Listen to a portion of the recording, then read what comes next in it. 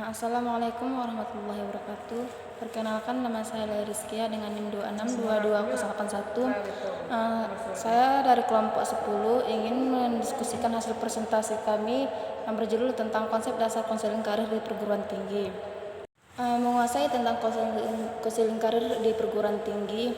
Pelayanan bimbingan konseling di perguruan tinggi, khususnya bimbingan karir, pada prinsipnya telah dilaksanakan sejak waktu 1981. Pelaksanaan layanan bimbingan konseling ini diawali dengan pelatihan dosen perguruan tinggi di negeri di dunia fakultas psikologi, yaitu Universitas Indonesia dan Universitas Pajajaran selama 3 bulan. Dalam pelatihan tersebut, masing-masing dosen perguruan tinggi telah menyusun program bimbingan dan konseling untuk perguruan tinggi masing-masingnya. Pelaksanaannya belum seperti yang diharapkan, karena pimpinan perguruan tinggi ataupun pemerintah belum mampu mentalitas berdirinya biro atau pusat pelayanan bimbingan dan konseling. Biro Bimbingan dan Konseling inilah yang menjadi akal bakat berdirinya Unit Pelaksanaan Bimbingan dan Konseling atau UPBF tahun 1996. UPBK berkembang dengan adanya proyek Dirjen Bukti Depdikbud, Student Support Service and Career Planning Development. Pelaksanaan di tingkat departemen adalah dosen PTN, khususnya di Padang. Proyek ini mengembangkan pelayanan bimbingan dan konseling di perguruan tinggi negeri se-Indonesia yang langsung melibatkan mahasiswa dengan berbagai jenis layanan bimbingan dan konseling. Sesuai dengan nama proyeknya, di samping membantu masalah akademik mahasiswa, juga membantu rencana pengembangan karir mahasiswa tahun 2000-an. Proyek ini berakhir, pengembangan selanjutnya diserahkan kepada perguruan tinggi masing-masing. Sedangkan untuk di Amerika Serikat, bimbingan karir telah dilaksanakan sejak 20 tahun yang lalu, yang berfungsi untuk mendesain beraneka ragam program komputer sebagai alat bantu dalam memperoleh informasi karir di masa depan. Selain itu, pusat bimbingan karir ini tersedia berbagai informasi karir dalam bentuk terbitan atau asesmen untuk mengatur minat dan bakat. Bimbingan karir di perguruan tinggi merupakan salah satu poin penting yang menjadi kriteria akreditasi perguruan tinggi.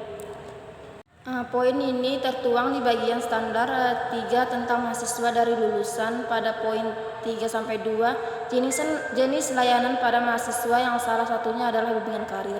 Di samping itu, perguruan tinggi idealnya memang harus memiliki pusat informasi karir atau kantor karir bagi mahasiswa, sehingga mahasiswa bisa mengakses informasi sistem requirement kompetensi yang harus dipersiapkan dan dibutuhkan oleh bidang pekerjaan dan mendapatkan bimbingan terkait pilihan dan keputusan karir setelah lulus atau setelah menyelesaikan studi. Bagian kedua yaitu tujuan konseling karir di perguruan tinggi. Tujuan bimbingan dan konseling karir di perguruan tinggi menurut Umar Sibarman, yang pertama yaitu bantuan dalam memilih bidang studi. Banyaknya mahasiswa yang harus akan mengubah jurusannya paling sedikit 1 kali selama mereka di perguruan tinggi. Fenomena ini mungkin berlangsung pada sekitar 2 tahun pertama di perguruan tinggi. Setiap perubahan disiplin akademik membuat perubahan sepadan dalam perencanaan karir, di mana bimbingan karir harus memberikan respon.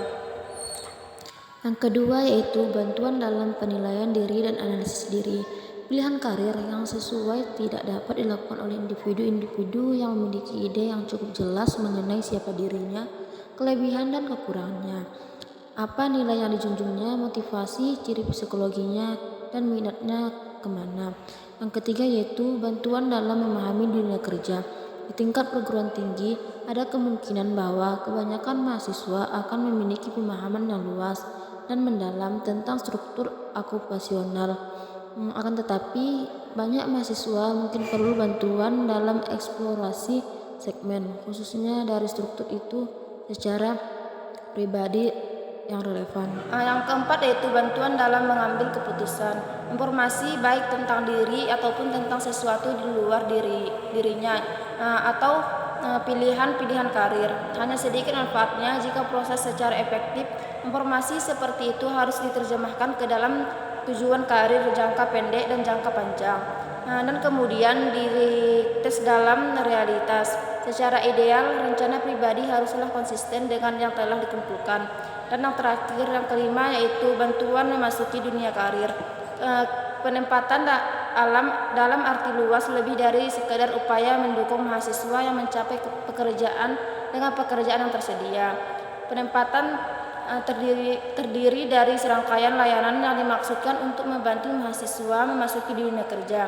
Dalam salah satu survei tentang kebutuhan mahasiswa yang akan menamatkan studi, 4 dari 5 kebutuhan utama yang dinyatakan berhubungan dengan tipe aktivitas ini, yaitu menurut Resum mendapatkan informasi tentang pendidikan pasca sarjana dan mahasiswa, memasuki pendidikan pasca sarjana dan mencari pekerjaannya.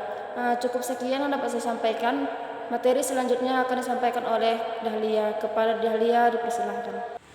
Baiklah, saya Dahlia Susanti dengan NIM 2622118 akan melanjutkan, yaitu adapun fungsi utama dan bimbingan karir bagi mahasiswa tahun akhir, khususnya alumni dan lulusan sebagai berikut. Yang pertama yaitu pembimbingan karir dapat membantu dalam memilih bidang pelayanan utama. Kebutuhan untuk mendapatkan informasi tentang seminar dengan melibatkan lembaga penerima tenaga kerja dengan mahasiswa perguruan tinggi. Selanjutnya yaitu bimbingan karir dapat membantu dalam penilaian diri dan analisa diri, hasil tes kemampuan dasar atau potensi tes akademik, kebutuhan untuk mendapatkan asesmen sebagai umpan balik atau feedback dalam pemahaman dirinya. Selanjutnya yaitu bimbingan karir dapat membantu dalam memahami dunia karir, kebutuhan untuk memiliki wawasan pengetahuan tentang prospek atau kemungkinan pasar KIP yang dapat menerima sesuai dengan kompetisi yang dimiliki, lowongan kerja, penulisan surat lamaran atau kurikulum vitae yang sesuai dengan kompetensi yang dibutuhkan oleh instansi atau lembaga kerja, materi tes atau tes dasar maupun tes wawancara, kebutuhan untuk mendapatkan informasi terkait kerja dan penemuan karir yang dapat dilakukan pengusaha. Selanjutnya yaitu pengembangan karir dapat membantu dalam mengambil keputusan, yaitu kebutuhan untuk diarahkan dalam pemilihan karir atau bidang pekerjaan yang dapat untuk mengembangkan potensinya. Selanjutnya bimbingan karir dapat membantu mahasiswa dalam dunia karir. Selanjutnya itu pendekatan dalam pemberian konseling karir di perguruan tinggi. Yang pertama, pendekatan konseling karir terhadap faktor. Pendekatan latar belakang sejarah pada bidang psikologi yang difokuskan pada identifikasi dan pengukuran perbedaan individu dalam tingkah laku manusia. Teori ini merupakan satu dan keseluruhan orientasi dalam proses psikologi vokasional untuk menggambarkan dan menjelaskan pembuatan keputusan karir berdasarkan kesesuaian individu dengan pekerjaan. Model pendekatan konseling karir ini lebih menekankan pada 3 hal, yaitu individu, pekerjaan, dan hubungan antar keduanya, sehingga person dianggap sebagai pelopor yang menggabungkan pengalaman-pengalaman pada pengembangan psikomotorik dan okupasionalogi going yang terbaru. Teknik yang digunakan dalam pendekatan ini adalah wawancara, prosedur interpretasi tes, dan menggunakan informasi pekerjaan yang selanjutnya akan disusun untuk membantu membuat keputusan karir. Yang kedua yaitu pendekatan konseling karir berpusat pada klien. Teori client center memposisikan the self tidak hanya sebagai konsep mengorganisasikan yang dibatasi oleh karakteristik pribadi sebagai aku, tetapi juga sebagai kekuatan motivasi utama terhadap aktualisasi potensi diri seseorang. Konseling karir client Konteret membantu konseli dalam menghadapi permasalahan tersebut. Konselor bersama-sama dengan konseli mencoba mencari dan mengatasi ketidaksesuaian antara diri dan pengalaman konseli dengan dunia kerja.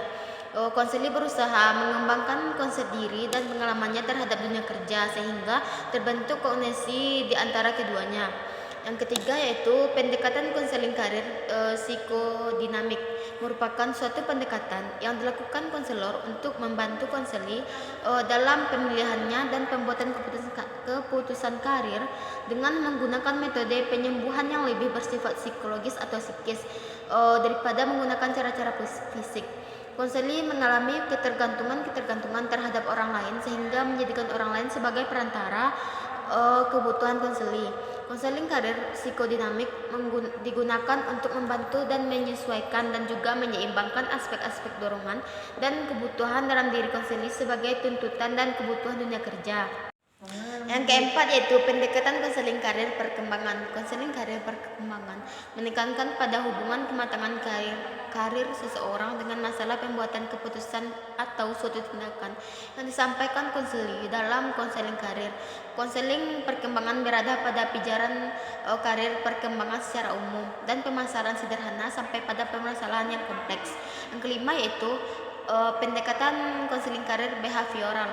Dalam konseling karir behavioral ini terdapat dua orientasi, yaitu pertama fokus tidak langsung melalui aspek mediasi bahasa yang memberikan respon yang jelas dan terbuka, dan yang kedua adalah konsentrasi langsung pada konsekuensi sebuah respon dan pemberian sebuah penghargaan atau hukuman yang diberikan.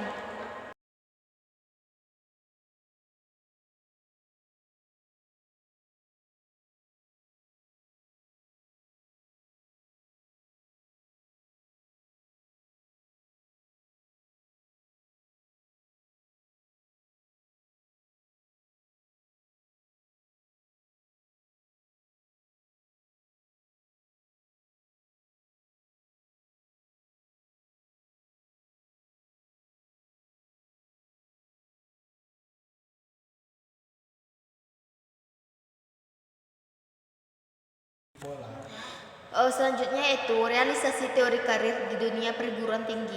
Pada awal abad ke-19, mahasiswa di perguruan tinggi didominasi oleh mahasiswa perempuan peningkat dengan yang sangat pesat. Hal ini dipengaruhi oleh banyak faktor. Dalam teori Ginsberg terdapat tahap realistik yang dibagi menjadi yang pertama, tahap eksplorasi. Pada tahap ini, anak memberikan penilaian atau pengalaman kerjanya dalam kaitannya dengan tuntutan sebenarnya. Yang kedua yaitu tahap kristalisasi. Pada tahap ini anak mengambil keputusan dengan menggabungkan faktor yang ada. Yang ketiga yaitu tahap sperifikasi. Pada tahap ini anak dalam memilih pekerjaan yang lebih spesifik. Media informasi karir. Yang pertama itu website. Sebuah website biasanya dibangun atau banyak halaman web yang saling berhubungan. Dengan menggunakan website, informasi karir dapat ditampilkan dan lebih mudah diakses. Yang kedua yaitu brosur, membuat informasi atau penjelasan tentang suatu produk, layanan, fasilitas umum, profil perusahaan, sekolah, dan lainnya. Brosur ditulis dalam bahasa yang ringkas dan mudah dipahami dalam waktu yang singkat. Brosur juga didesain untuk menarik perhatian. Selanjutnya yaitu media sosial. Menurut Chris Brogan, media sosial adalah seperangkat alat komunikasi dan kolaborasi baru yang komunikasi memungkinkan terjadinya berbagai jenis interaksi yang sebelumnya tidak tersedia bagi orang awam. Dengan adanya informasi melalui media sosial, maka mahasiswa lebih cepat dan mudah mendapatkan informasi. Sekianlah presentasi dari kami. Apabila ada kata-kata yang salah, kami mohon maaf. Wabillahi taufiq wal hidayah wa ridwan wal inayah. Wassalamualaikum warahmatullahi wabarakatuh.